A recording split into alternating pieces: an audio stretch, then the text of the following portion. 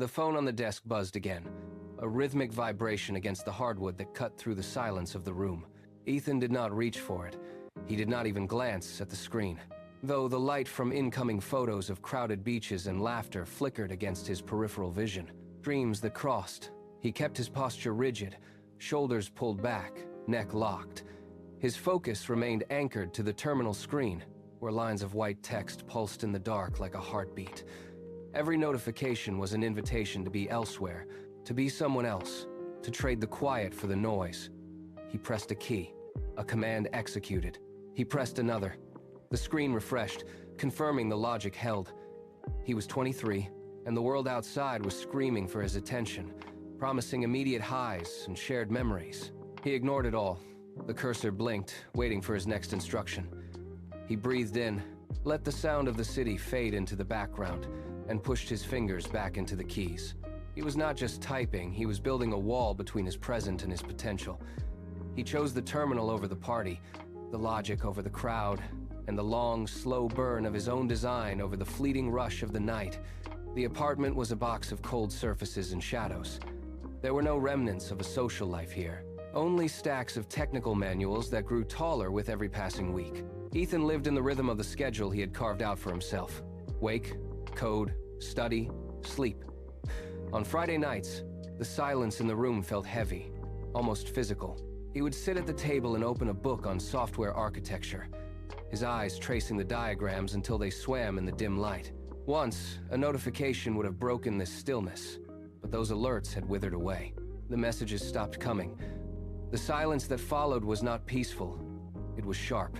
It pricked at him every time he walked through the door or sat down to eat a solitary meal. He felt the absence of the life he had discarded.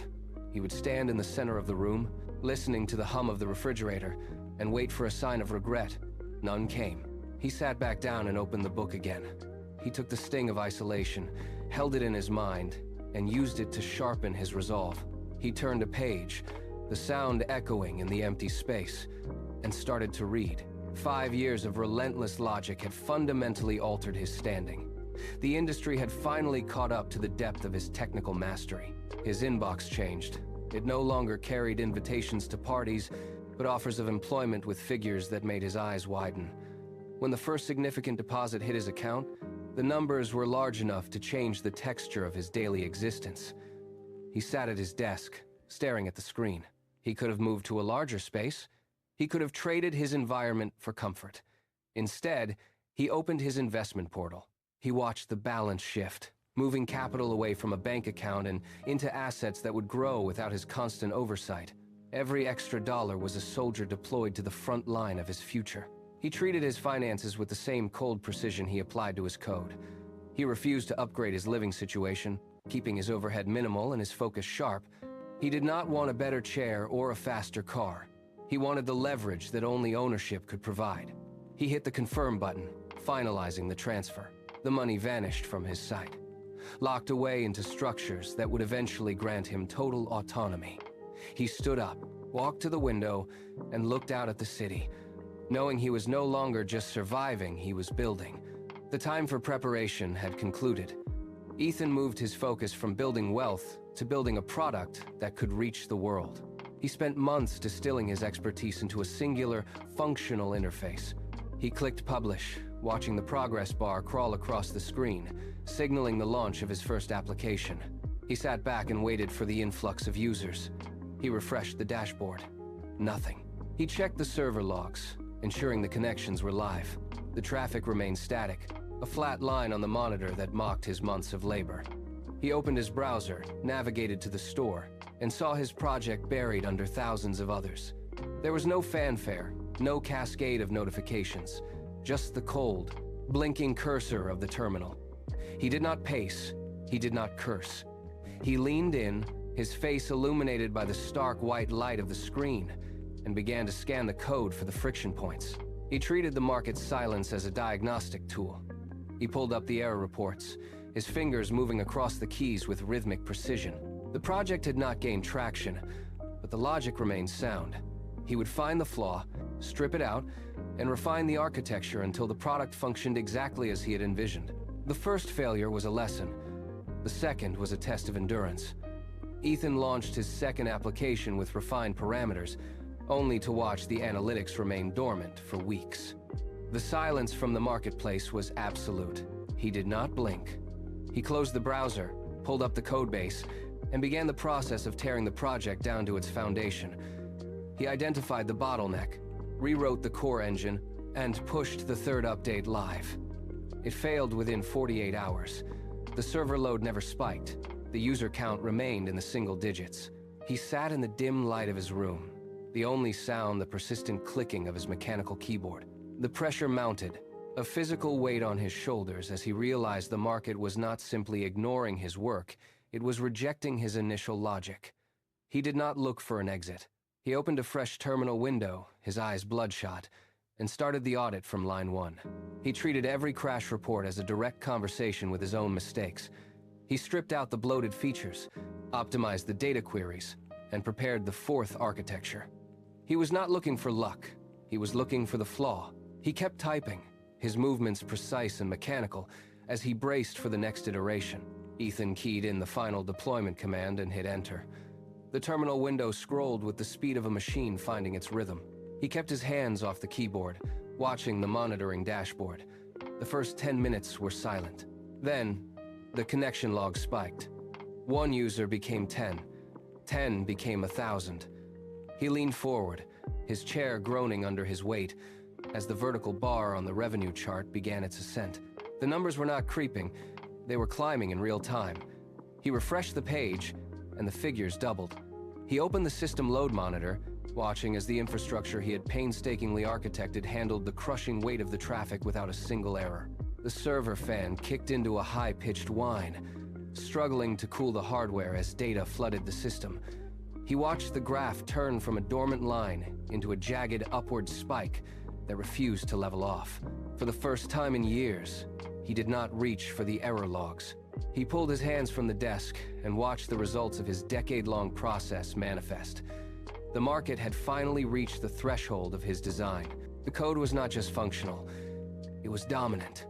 He sat in the glow of the monitor, breathing in the hum of the cooling fans, as the revenue figures continued to climb past every projection he had calculated. Years later, the silence in the office was of a different quality. It was the silence of a massive machine running at peak efficiency. Ethan stood at the center of a glass-walled floor that looked out over the city. The space was vast, filled with rows of humming server racks and banks of monitors displaying real-time global traffic. There were no stacks of paper, no clutter, only the sterile, polished surfaces of a high-tech nerve center. He walked toward the edge of the glass, his footsteps muffled by the industrial carpeting. Below, the city moved in a chaotic blur, while inside his office, every byte of data was under absolute control. He reached out and touched the cool surface of the window. Looking down at the network of lights that tracked his software's reach across the globe, the sheer scale of the infrastructure was the physical proof of his architecture. He had built this, not through sudden leaps, but through the accumulation of a million small disciplined choices. He turned back to the room, scanning the rows of glowing consoles where engineers monitored the heartbeat of his empire. Every screen, every cable, every line of code was a testament to the years he had spent in the dark, refining the machine that now commanded the marketplace. He was no longer the man at the desk. He was the architect of a system that functioned on its own momentum. The office door slid open. An old friend stepped in, eyes scanning the towering server racks and the panoramic view of the city. He walked to the center of the room, shook his head, and gestured at the sprawling technology. "You were always the lucky one, Ethan," he said. "Everything just fell into place for you." Ethan turned away from the glass. He let out a short, sharp laugh that echoed in the quiet space. He walked past the sleek, automated consoles to a recessed shelf near the wall. He reached up and pulled down a stack of heavy, dog-eared books. They were frayed at the edges, the spines cracked from thousands of hours of handling. He dropped the stack onto the polished desk. The sound was heavy, final. "Luck?" Ethan asked. He pointed to the manuals. "These were my Friday nights for 10 years while you were at the beach. Every page here was a problem I had to solve, and every error was a wall I had to climb." He flipped through a volume, revealing pages dense with handwritten notes and complex diagrams. This was not luck. This was a decade of trading every comfort for the discipline to build something that would last. You see the result, but you never saw the cost. The friend left, and the office returned to its steady, rhythmic hum. Ethan leaned back, his gaze shifting from the technical manuals to the vast, open horizon outside his window. He realized then that the money was merely a byproduct. The real reward was the silence of his own schedule. For the first time in his life, there was no deadline imposed by another hand. No urgency dictated by a monthly paycheck. He pulled up a map on his monitor, tracing a route across the globe not for business, but for curiosity. He could be in Tokyo by dawn or spend the month in the mountains without checking a single performance metric. He stood up, leaving the desk behind, and walked toward the private elevator. The weight that had sat on his shoulders for a decade, the pressure to produce, to scale, to survive, had vanished. He reached the glass doors and paused, breathing in the stillness of his own design. He could choose his projects, choose his collaborators, and choose his pace. He possessed the ultimate currency, the power to say yes to his own interests and no to everything else. He pushed the button, the doors slid open, and he stepped into a world where his time belonged entirely to him. The elevator descended, but Ethan lingered in his thoughts, tracing the path that led to this moment. He remembered the cramped apartment, the flickering screen, and the relentless hum of a world distracted by the weekend. While others chased the immediate pulse of the party, he had been laying the foundation, one line of code at a time. It was a slow, quiet accumulation of effort, invisible to everyone but himself. Each failure he had debugged and each weekend he had sacrificed was a block in the structure he had risen around his life. Now, standing at the threshold of his own design, the perspective shifted. He saw his success not as a destination, but as a perimeter he had created to protect his autonomy. The world outside remained loud, fueled by the same fleeting urges he had once learned to ignore. But here, within the walls of his own making, everything was still. He had traded his youth for the liberty of his mid-30s, and the exchange was complete. He had built his fortress of freedom, stone by stone, and it stood immovable against the tide of expectations. He breathed out, a slow and steady rhythm, and stepped into the open air. The work was done. The peace was his.